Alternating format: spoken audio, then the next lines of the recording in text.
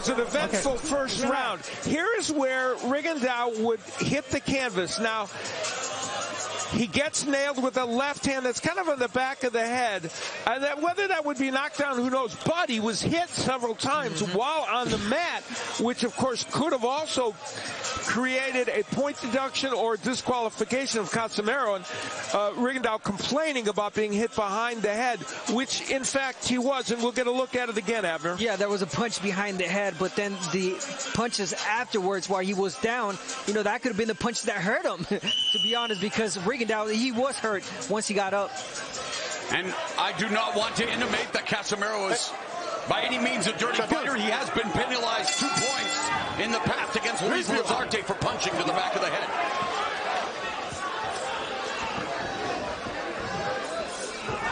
And Rigondeaux not quite down, but again, ancient history already, Al. This is round number 2. And Casimero continues to apply the pressure as expected. Yeah, look at that pressure that Casimero's giving. But then again, Rigondeaux is not throwing that jab to stop Casimero from coming in. And Casimero unloading that right uppercut. Oh, there's a sniper-like straight left hand down the middle by Rigondeaux. He is always dangerous with that counter left, whether it's an uppercut or a straight left. And Casimero, while he's emboldened here early in this fight, needs to remember that. Rigondeaux's only loss came against Vasily Lomachenko, the only pro matchup in boxing history pairing two-time Olympic gold medalists. The fight took place at 130, well over Rigondeaux's best weight. In fact, he thinks his best weight is the one he's competing in right now. Time will tell. And boy, another beautifully executed left hand by Rigondeaux. That's 2 in a row, and you look at the tempo now. Casimero being more relaxed. He's not going in as crazy as he was in the earlier rounds. And that footwork now on display by Rigondeaux. A minute and a half gone here in the second. Counter right upstairs by Rigondeaux. This is more movement early than I would have anticipated from Rigondeaux. And the question you have to ask yourself is, can he continue this throughout the entire fight? And was it because of what we witnessed in that first round by Casimero? The pressure that he put on? So. You know why? Because he started it right at the beginning. So I think it was, he had this in mind. A minute left in the second. He's getting the respect, you know, Rigondeaux, he got the respect right now. Now the tempo, look at the tempo right now. It's really calm. It's what Rigondeaux wants it now. And Rigondeaux's having a strong second round with that left hand after the counter to the midsection. So he's got more time to think now. Yep. He's in the outside. He's waiting for the right time. Oh, beautiful lead left hook to the liver by Casimero.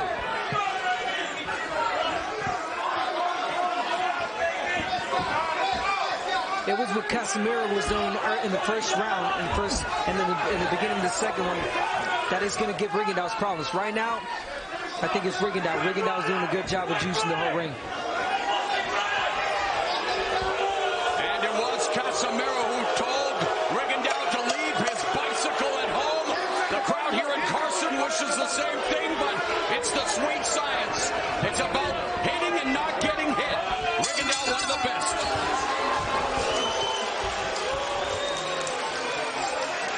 Well, for the first time tonight, we will have a chance to take a look at the keys to victory. And we will start with Rigondeaux. He does not want to be on the inside as he was against Julio Ceja. And he needs to keep this fight, though, in the center of the ring and not get caught on the ropes. Now, he can hurt Casimero with a big counter left hand, and we've seen him throw that punch already. As for Casimero, 40% of his landed punches are body shots. He needs to use that against the 40-year-old. We saw one big left hook down there.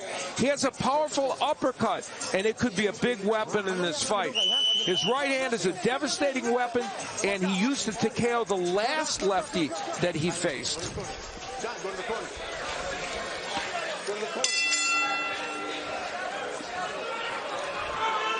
That lefty being Zolani Tete, who Casimero defeated to become bantamweight belt holder. He, in fact, has won titles in 3 weight classes, having held major belts at 108 in 2012, 112 in 2016, and then winning the 118-pound title in 2019. And, you know, Zolani Tete is kind of Rigondeaux light. He's very similar to Rigondeaux as a boxer, so it was a similar test. And Casimero was able to get him with some right hands. Yeah, Casimero, the 4th Filipino fighter to win titles in 3 weight classes, as he hunts down Rigondeaux. And switches to lefty, Casimero. Interesting. And what's also interesting for Casimero is that he's carried his punching power with him as he's moved up in weight. I like what Casimero did there a second ago, switching to lefty. You know, you got to give different angles, different tricks to Rigondeaux. I mean, he's going to continue to do that all night. But the question is, like you said, well, can he do that for 12 rounds? Well, this is the old Rigondeaux, the one that we saw in the old days, and this crowd. Oh, you don't mean the 40-year-old? No, I mean the old. In the old days. Okay. The former Rigondeaux. This is the 3rd round. You can still get away with this. Casimero has to keep pressuring. Keep pressuring. Go for the body. Don't go for the head. And the question here is going to be how much Rigondeaux can punch from this posture. If he can throw punches and counterpunch, then of course he can win rounds, but he has to throw punches as well. Great point. Great point. If you're just moving and Casimero is the one putting the pressure, even if he's missing, as a judge, I think they'll give him a round.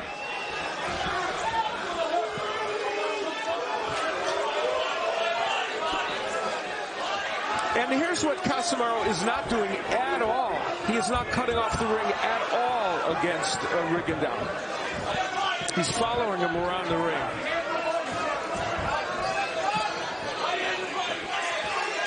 It's not as easy as it looks. No, I'm going to tell not. you from experience, because they don't want to clip. I did fight Rigondeaux, and that was in 2003 Pan Am Games. I was 17 years old.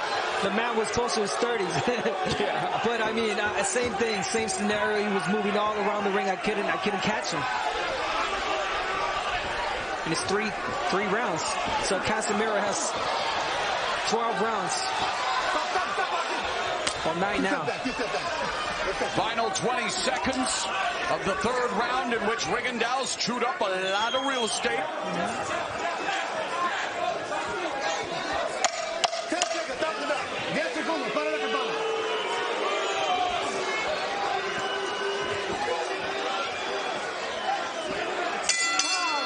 Well, Raul Marquez and Alejandro Luna call the action in Spanish for every Showtime Championship boxing event. You can hit the SAP button on your TV if you'd like to hear our broadcast in Espanol tonight. And Raul's son, Giovanni Marquez, well, earlier today, he defeated Carlos Hernandez by decision in the finals of the 2021 Golden Gloves National Tournament of Champions in Tulsa, Oklahoma. He won the 152-pound division, and he was also named the outstanding fighter at the tournament. Congratulations, Giovanni Marquez and proud Papa Raul, and we look forward to seeing Giovanni Marquez in a Showtime Championship boxing ring sooner than later. Raul, a former world champion in his own right, proud of his son.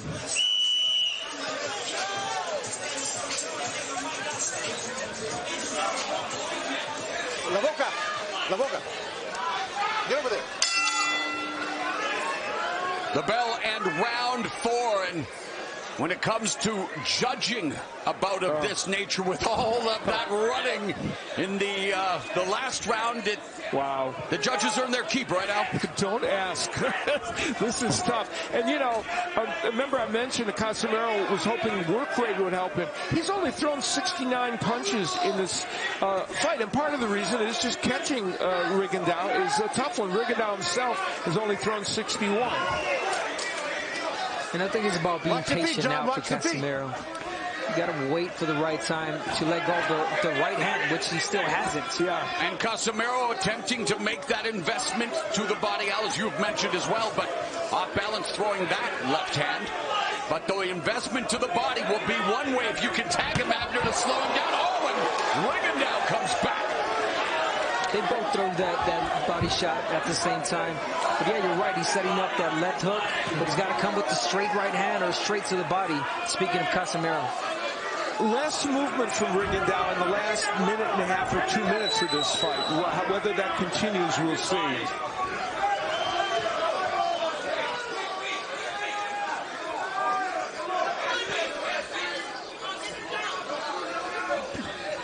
Lead left hand by Rigondeaux. Watch the camera, guy. Minute and a half left here in the fourth. Casimero trying to find a way to close the distance without being countered by one of the best counter punchers in the sport. That left hand is always ready for Rigondeaux, and he's shown us that he can strike quickly with that punch.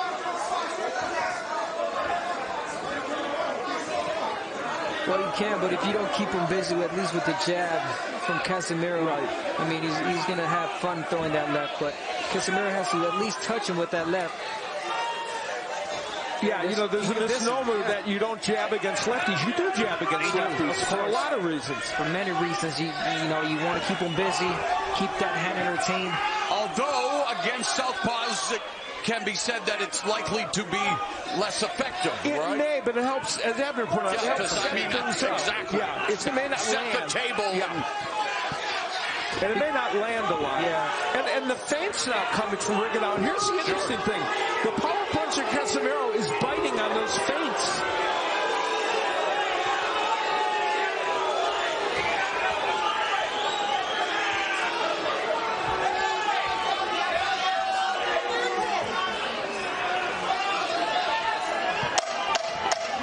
Seconds, stop it about 10 seconds. 10 segundos.